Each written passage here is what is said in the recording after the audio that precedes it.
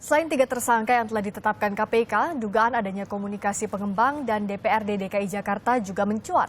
KPK pun telah memeriksa sejumlah pimpinan DPRD DKI Jakarta. Lalu siapa yang berperan aktif atas kasus suap ini?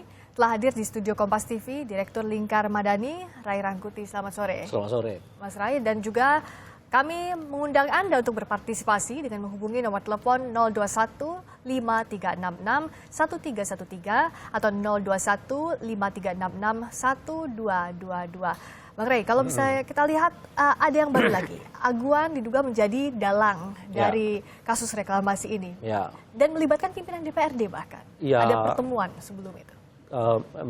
Melibatkan belum ya, karena belum ada dugaan sejauh itu, ini. ya. Cuma memang ada pertemuan antara Aguan dengan beberapa unsur pimpinan DPRD gitu ya, ketua badan legislasi, bla bla dan sebagainya itu tadi kan misalnya begitu. Nah tentu ini semacam indikasi awal. Apakah misalnya dalam pertemuan itu ada sesuatu yang mengakibatkan misalnya terjadinya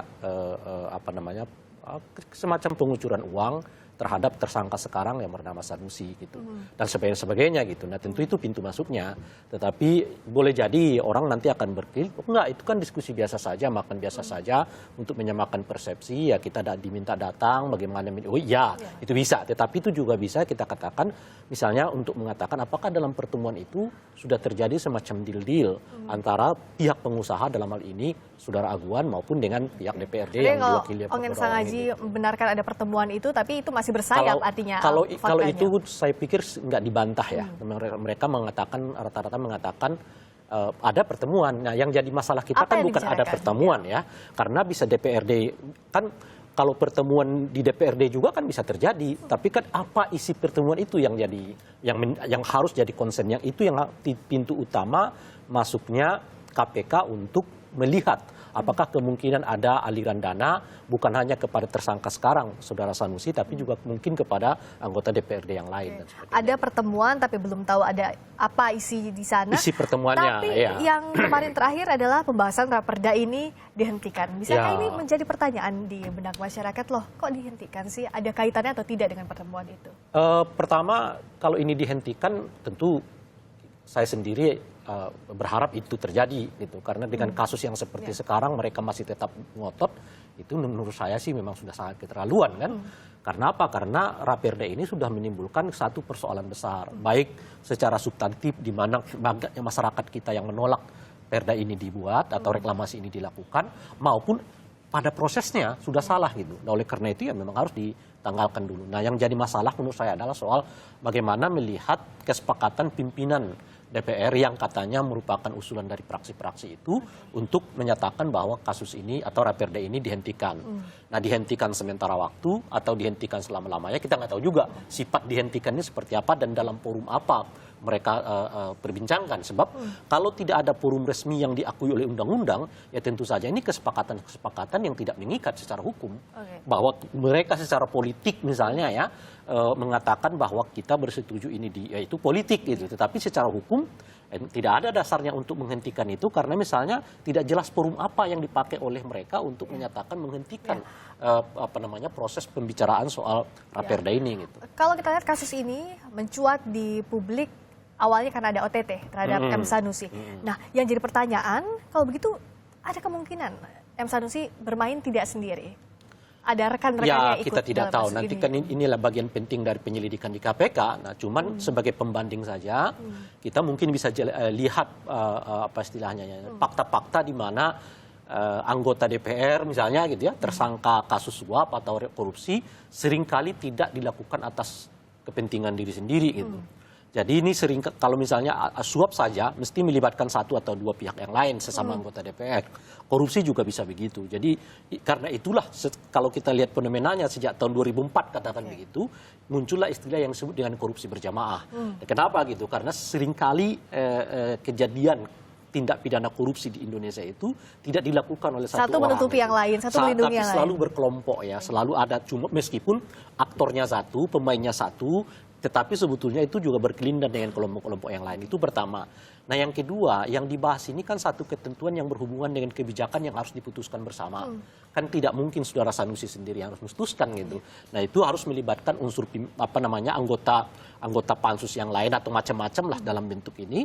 Yang apakah misalnya gitu, Saudara Sanusi bisa memberi atau mengatakan bisa memberi semacam tawaran kepada pihak penyuap yang mengatakan bahwa ini bisa diselesaikan sesuai dengan permintaan penyuap. Oke. Indikasi Tanpa kalau kita sesuatu, lihat dengan gitu. sejumlah pihak yang sudah dicegah saat ini, Aguan salah satunya di KPK, ini bisa jadi indikasi kalau Sanusi tidak main sendiri? Enggak, kalau ke Aguannya kan pihak penyuap ya. Oke. Nah yang sekarang ini kan kalau konteksnya misalnya dengan DPRD itu adalah penerima gitu. Kalau misalnya ini dua hal yang berbeda. Tentu misalnya kalau penyuap bisa saja dia bukan sendiri tapi bersama kawan-kawan yang lain yang tidak mungkin DPRD penyuapnya kan kira-kira gitu ya. Pasti DPRD mungkin juga kalaupun melibatkan pihak lain ya teman-temannya si pengusaha ini kan, entah pengusaha yang lain bla bla bla, kita nggak tahu gitu. Tapi yang ini kan yang menerima suap ya, yang seperti yang saya sebutkan tadi, kalau kita lihat pola dari tindak pidana baik korupsi maupun suap di Indonesia itu seringkali tidak dilakukan secara personal itu atau individu, tetapi seringkali melibatkan pihak-pihak lain, teman yang lain, yang karena itulah kemudian kita kenal sebagai korupsi berjamaah dan sebagainya. Dan kasus ini juga memperoleh perhatian dari masyarakat, salah satunya Pak Hadi dari Jakarta. Selamat sore Pak Hadi. Ya, selamat sore Mbak. Ya. Menurut saya begini, reklamasi itu mau dihentikan atau tidak, tapi sudah terjadi. Jadi sekarang apa solusi ke depan supaya reklamasi itu menjadi bermanfaat bagi sosial, bagi lingkungan, dan bagi masyarakat. Saya pikir biarkan saja reklamasi yang sudah terjadi. Dijadikan saja semacam konservasi untuk marine life, untuk kehidupan laut. Artinya kalau terkait dengan kasus korupsinya, Pak Hadi, apa yang dilihat masyarakat soal ini, Pak Hadi? Kalau soal korupsinya itu, orang awam seperti kami sudah bisa membaca dengan tegas bahwa Balegda itu ada kuncinya ada di Balegda. Kalau Sanusi, Pak Sanusi itu hanya sebagai perantara, karena dia memang sudah punya track record, dia karena bisnisnya memang di properti, jadi dia bisa berhubungan dengan para pengembang. Tapi intinya adalah Balegda, sebab mereka yang menciptakan, yang membuat raperdanya itu sendiri. Baik, terima kasih Pak Hadi. Terima kasih atas pendapatnya dari Jakarta tadi. Memang Masyarakat begini melihat pertanyaannya, misalnya begini ya. ada Balegda yang dinilai masyarakat. Misalnya begini, kalau misalnya DPRD mau memperjuangkan 5%, sementara gubernur memperjuangkan 15% kan. Apa pertimbangannya? Kan bukankah yang ditawarkan dengan kenaikan 15% itu jauh lebih menguntungkan pemerintah DKI dong ya kan? Karena udah ada 5% tambah 15% dari NJOP, keuntungannya kan artinya berlipat dengan kepada Pemda DKI. Tiba-tiba yang 15% ini tidak mau, pintunya melalui DPRD. Nah pertanyaan tentu saja adalah apa yang membuat DPRD merasa bahwa hitung-hitungan ala pengusaha ini misalnya gitu ya jauh lebih logik bagi kepentingan pemerintah DKI Jakarta maupun masyarakat DKI dibanding misalnya hitungan-hitungan yang dibuat oleh Bersih Gubernur gitu. Nah dari situ kan udah mulai bisa dibuat pertanyaannya.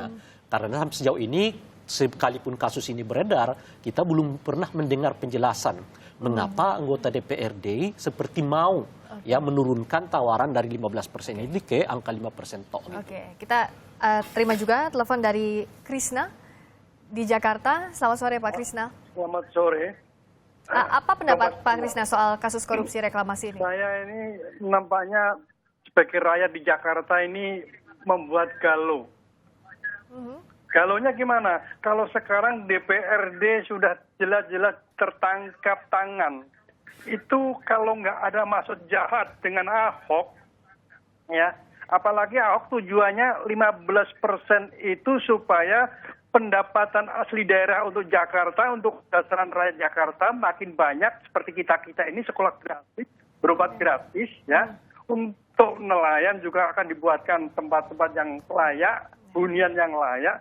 Nampaknya dihambat oleh anggota-anggota DPRD untuk mementingkan dirinya sendiri, minta satu kepala 5 miliar. Ini suatu contoh Ini nggak baik untuk pelajaran bagi Baik. rakyat kita. Ya, artinya kasus korupsi ini Memojokkan dipandang terus sama, masyarakat tentu apa. tidak baik ya Pak Krisna. Iya, Terima pasti kasih ya. Pak Krisna Wijaya dari Jakarta.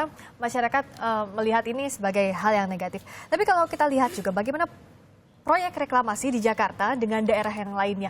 Kita bisa membandingkan tentu bagaimana konflik yang ada di dalamnya. Kita akan bahas tapi usai jeda di Kompas Petang. Kami kembali.